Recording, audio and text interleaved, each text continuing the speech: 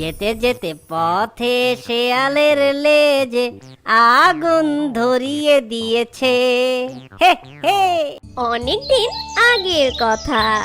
একটি চালাক শিয়াল খাবারের খোঁজে জঙ্গলে বের হয়। আর সেই চালাক শিয়ালটি জঙ্গলে খাবার খুঁজতে খুঁজতে এদিকে ওদিকে ঘুরতে ঘুরতে সে তার সামনে একটি মুরগির বাসা দেখতে পায়। এই দেখে শিয়ালটা অনেক অবাক হয়ে বলে, আরে আরে, আমি তো ডিম শুদ্ধ একটা মুরগির বাসা পেয়ে গেছি।